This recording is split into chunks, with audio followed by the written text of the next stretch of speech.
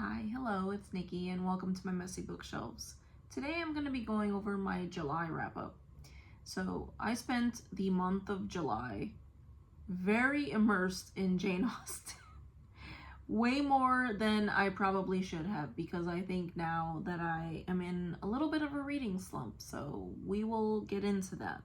But the first book, so I will talk briefly about my stats. So I completed 7 books. I read 1 nonfiction, 6 classics. I DNF'd 1 completely. And then there is 1 that has been set aside temporarily, or maybe forever, we'll see. But the first book that I completed was Sense and Sensibility by Jane Austen, and this is one that I vowed to myself that I would read or reread in the month of July. So this was the first one that I finished. And this one, if you are not familiar, is the story of the Dashwood sisters.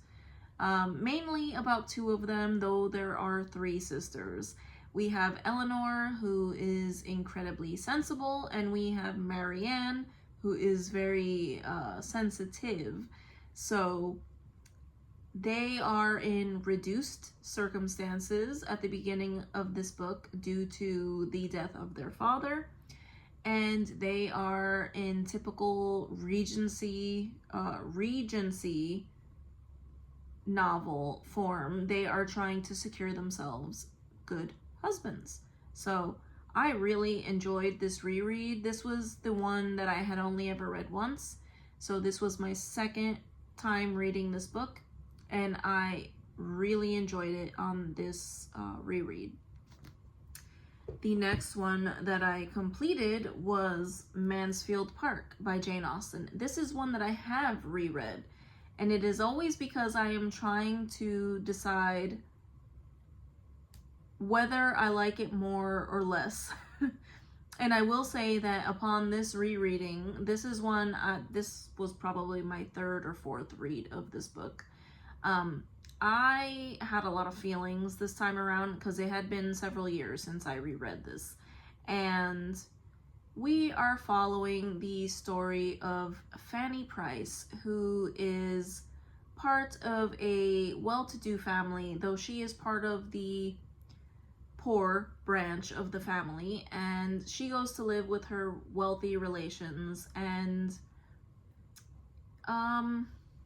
I don't really know what else to say about this book. I know this is a lot of people's favorite. This is probably, I want to say this is like the most controversial one of the books, because people are very divided on this. It's either people's least favorite or their most favorite. And for me, we will talk more about this when I re-rank all of the Jane Austen books. However, I feel like I had more feelings about this book this time around reading it. So the next one, I was getting a little over Jane Austen a little bit, and the next one that I read was The Time Machine by H.G. Wells, and this is the story of a scientist who invents a time machine, and he is telling the story to his friends and peers and colleagues about the adventures that he had during the course of a couple days, where he traveled into the far distant future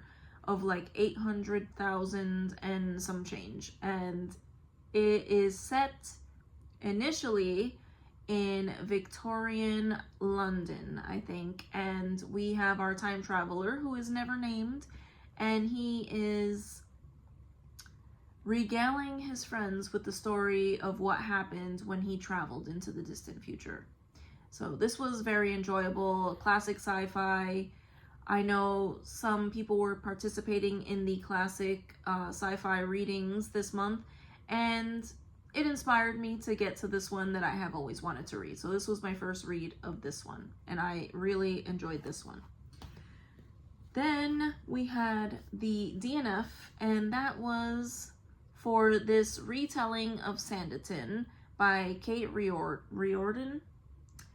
And I got probably 30 pages in, and I absolutely hated it. I thought I was getting into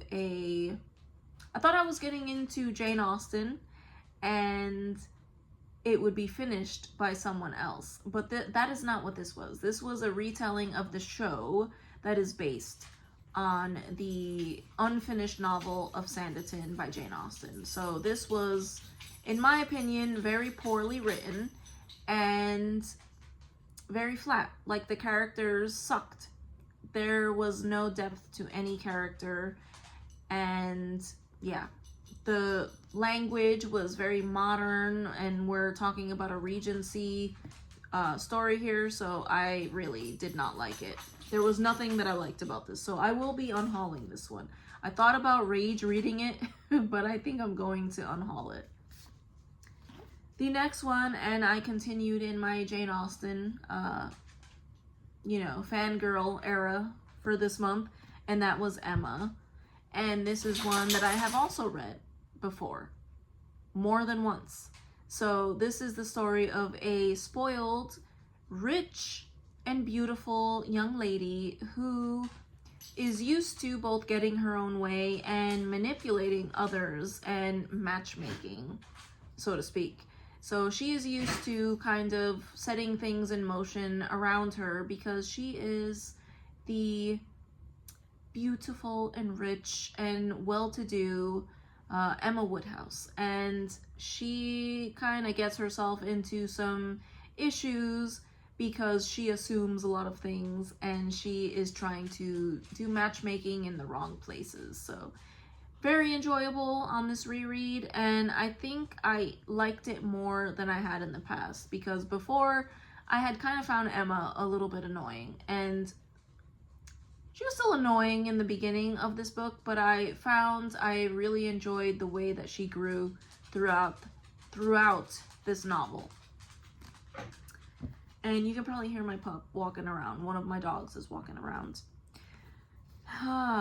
And then finally, we got to the actual text of Sanditon. So it was only about 30 or 40 pages, but I did get to this finally, and I enjoyed it. I wish there was more, of course, but it was so short that I didn't have enough time to get overly attached to any of the characters.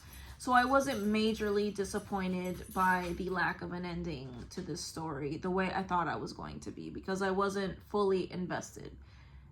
I would have loved to see how Jane Austen finished this novel and fleshed it out, because it was much better than, this. So 30 pages of this was much better than 30 pages of that. The next thing that I read was Longitude by Dava Sobel. I don't know if I'm saying that correctly, and I apologize. But this was my nonfiction for the month. And this is the history of the Longitude Act in England in the late 1700s. And this is the race to figure out how to calculate longitude, because for explorers and navigators it was very difficult to navigate on the seas because they could not calculate longitude. They could calculate latitude but not longitude. So they were trying to figure out whether it was more beneficial to use various astronomical calculations, like the distance of the moon to the earth and the moon's phases and the various eclipses, and trying to kind of set that against the scientists who were more interested in trying to calculate longitude via time, because longitude is a measure of time. So I found this super fascinating, and we already know, if you have watched my videos, that I have a fascination with exploration.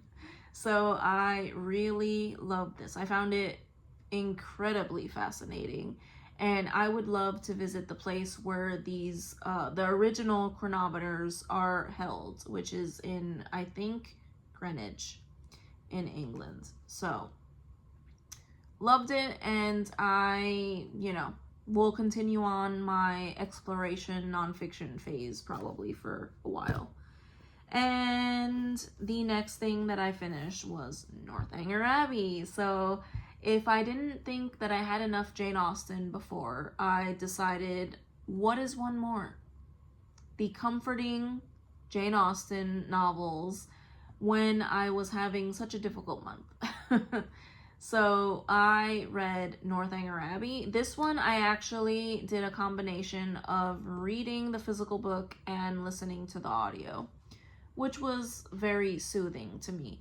This one is one that I have read a couple of times, probably 3 or 4 times already. So in the past, this has been my favorite Jane Austen, but it has since changed places with 1 or 2 others. So reading this again, I found it delightful. It was funny, and there were so many different scenes that I just find hilarious. I love the love interest in this, and we are following the young lady, Miss Catherine, who is a fan of Gothic novels and kind of imagines her life around her as a Gothic novel, and she gets into a lot of misunderstandings with the people around her because she thinks she's living in a Gothic novel.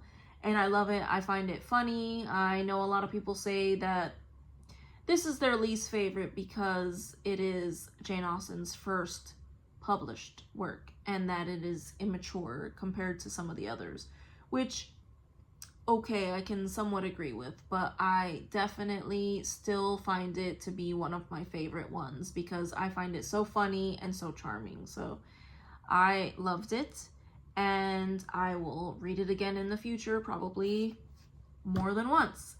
And then the last thing was an audiobook, and I actually listened to The Body in the Library by Agatha Christie, and of course another Agatha Christie, and that is another reread for me. So the only new things that I read this month were Longitude and The Time Machine. So everything else was rereads for me. So you can tell that I do love to reread things that I enjoyed in the past. So I thank you so much if you've made it to the end of this video, and I hope to see you in the next one. Bye.